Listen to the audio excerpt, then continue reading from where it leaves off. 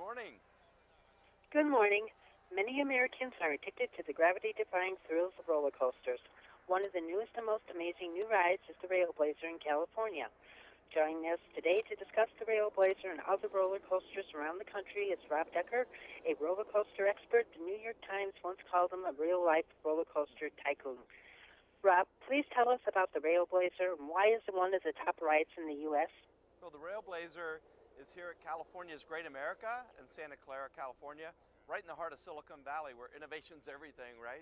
So for this roller coaster, we're breaking all the rules. We're starting with a new page, and it's a new, incredible, revolutionary roller coaster that's a single rail roller coaster. And when you think about that, we can straddle the rail as a rider and sit down lower to the rail, lower center of gravity. With 8 riders in one line, we're able to change the dynamics of all the turns and transitions and rotational forces throughout the ride. So it's 106 feet tall, a 90-degree drop, which is just a face-down, great visceral experience. And with the 3 inversions, we get a lot of float and airtime, that negative G feeling when you're weightless, just like an astronaut. So it has a lot of dynamics that can be built into this ride simply because we started with a single rail. What goes into creating a great roller coaster? Well, when we start to design roller coasters, we look at sometimes within the park what we already have, tall, fast, long, and then we try to differentiate our rides. So when you come to a theme park, it's like choosing from a whole menu of experiences. But you know, the dynamics for a roller coaster really come from the benefit of having a microprocessor. And roller coasters of old were built and designed in a way that you would design the ride and then you would test it in an iterative process. Maybe this hill's too tall, this one's too short, we need a steeper banking angle.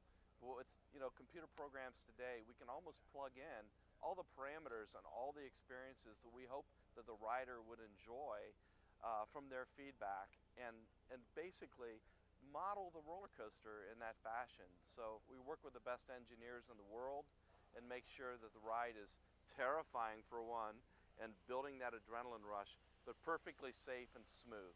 Because in the end, you have to have a great day in a theme park, and we want to sell the funnel cakes and the pizza. Rob, what are other great rides in America you recommend?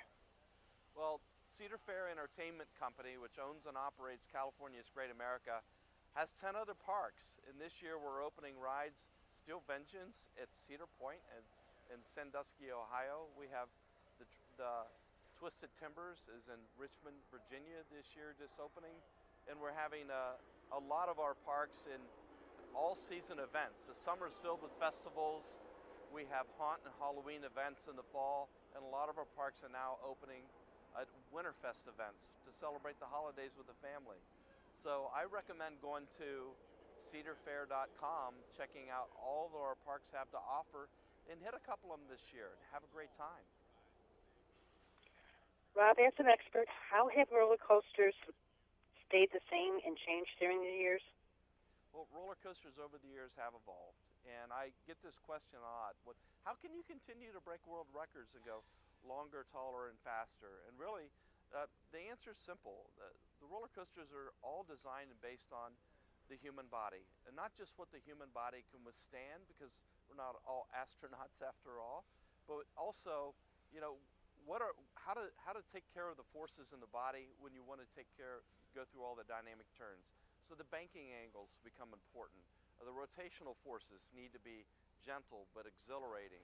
And I think that it's the knowledge and the benefit of knowing what people like, and then the science behind how to design the two roller coasters. When you put those together, you can be as thrilling or as docile as you choose, and you can calibrate in between. And I think that's the fun part of the job, really. A lot of people are planning vacations. Why should a family visit a theme? Theme parks are a great escape, and we look at it as whether you're hitting the books hard in school or you're banging your head on your desk at work, it's great to get out in a social gathering place and let your hair down a little bit, ride some roller coasters, scream and be intimidated by them, or high-five your friends because you feel like you've conquered something really terrifying. And so for all of our parks, we're building festival events into to the year and to get people coming back. But it's just a great place for people to come together, families and friends, hang out and have a great time. Where can we go for more information? For more information on all of our parks, you can go to cedarfair.com. We have 11 parks across North America, and you can choose one near you or plan a vacation trip. And for RailBlazer, if you want to find out more information, go to cagreatamerica.com. All the information's there, and you can plan your trip and have a great time at one of our parks. I'd like to thank you for taking the time this morning to talk with us. Have a great day. Thank you. You have a great Bye. day as well. Thank you.